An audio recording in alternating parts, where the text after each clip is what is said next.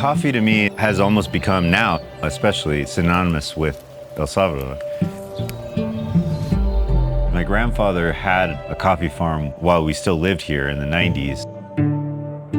We left here when I was 12 years old. And so I had always had this feeling about wanting to come back.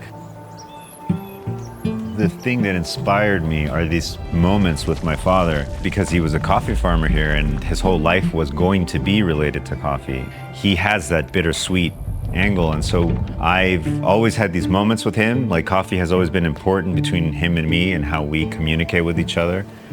I want to explore what it could have been if I had stayed. You know, what would the smells be like? What would the sounds be like? What would the people be like? You know, where would I have gone? And I think that that's a little bit of the motivation to come back to, is to explore a little bit of like my missed identity, those years that I wasn't here. I'm a cinematographer by trade. When you're behind a camera, you can hide. That's impossible if you're trying to do a documentary where you're trying to connect with people. Part of coming back is in part to find out about where my dad came from, but also for me to sort of explore that part of myself, because I feel that I'm extremely Americanized now. I feel like I am coming with more of a purpose.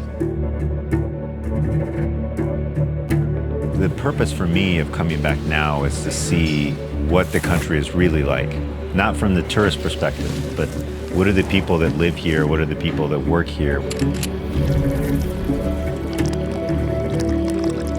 When we were filming, you know, I kind of had chosen to not be behind the camera. The couple of times that I did, it kind of gave me relief, and the relief came from the fact that like I finally got to look through GFX 100 to the ability to have that sensor size with things that are, you know, minuscule and gigantic at the same time.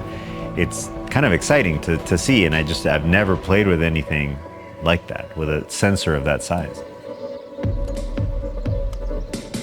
The idea of a documentary that you're doing sort of in a run and gun style with such a compact body begged to see whether or not it could be done with a relatively compact lens.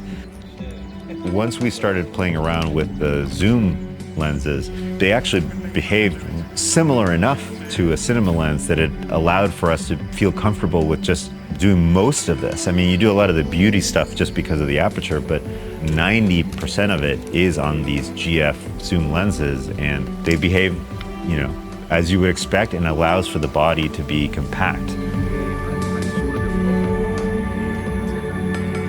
To me, coffee does seem to hold a very special place in my heart and in my family identity, but I wasn't sure before getting here whether or not that's true for everybody. One of my biggest takeaways is, now when I see a cup of coffee, my thought is the process, the people that it took to make this, the care and enterprise and hours under the sun and rain and whatever that it takes to do all of this so that it can eventually become this cup that I drink. And I think that was a pretty special part of this whole journey for me. This documentary is dedicated to my father and everyone that came before him that had a passion for this, for coffee. Yeah.